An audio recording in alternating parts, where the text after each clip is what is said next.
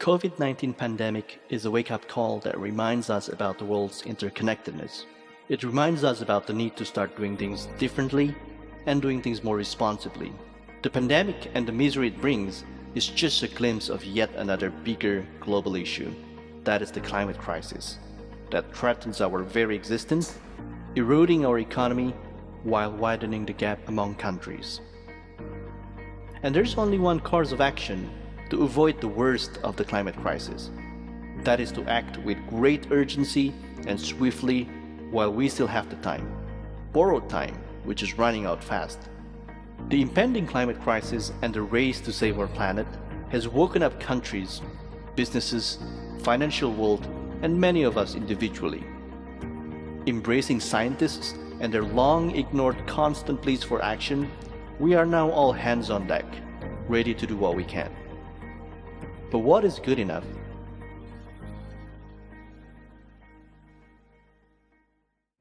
Climate change is the defining crisis of our time. No corner of the globe is immune from the devastating consequences of climate change. The Paris Agreement, adopted at the Paris Climate Conference or COP21 in December 2015, set the 1.5 to 2 degrees Celsius target to avoid dangerous climate change. Net zero is the target number that the planet needs to reach by the year 2050 to avoid climate catastrophe.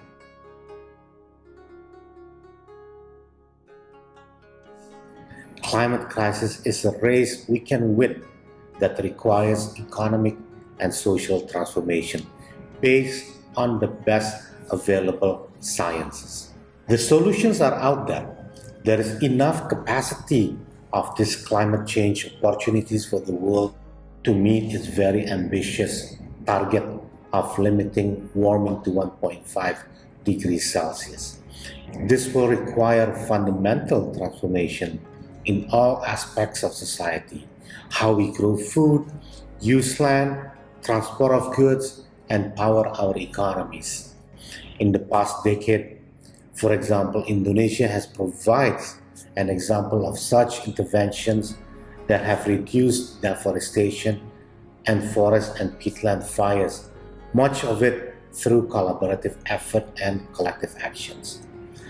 A study taken during May to December 2020 by the Tropical Forest Alliance with Diameter Consulting indicated that since 2010, deforestation and peat and forest fires has been reduced significantly, resulting in cool spots for most jurisdictions across Indonesia. The main driver has been the government's leadership in enactment of policies and programs that have advanced sustainable development in the forestry sector. Other dominant factors include corporate actions and transformation towards NDPE policies: no deforestation, no peat, and no exploitation. News about record amounts of cash continuing to flow into funds designed for climate-conscious investors shed a ray of hope. Countries and businesses are not left alone in the great balancing act of striving for economic growth while preserving the natural environment.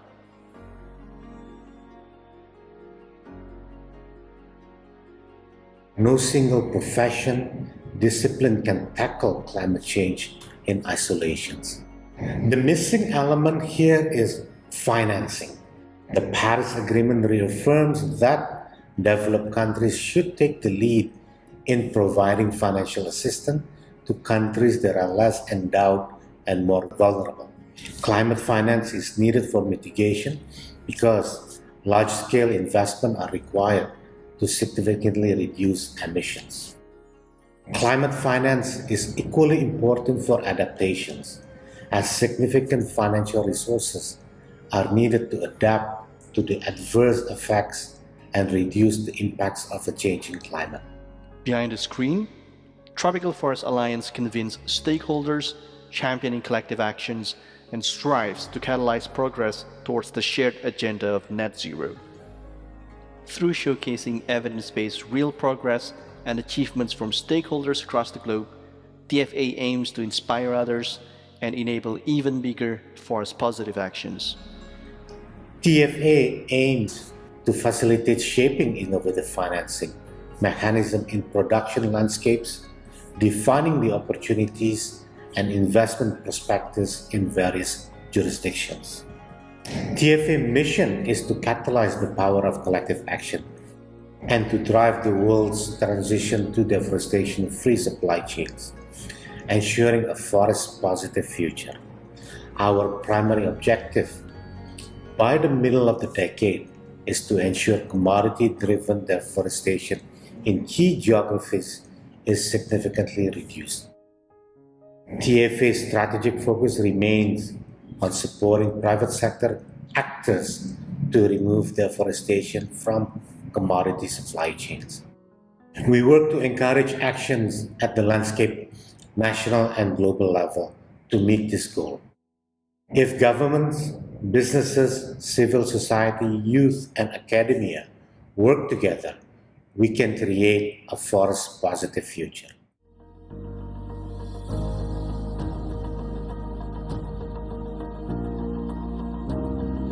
Despite the overall grim outlook, there are many examples of successful sustainability intervention at local, national, and regional level. This need to be scaled up to a much higher degree through collective action if they are to make global impact. TFA aims to demonstrate this intervention through evidence-based research and transparent progress from leading organizations, coalition, and public-private partnership in removing deforestation from commodity supply chains. TFA also aims to demonstrate progress towards implementing deforestation-free investment and lending policies by financial institutions that would ultimately increase financial flow towards sustainable land use practice. The key conclusion is achieving deforestation-free commodity supply chain requires more integrated approaches and collective actions. Thank you.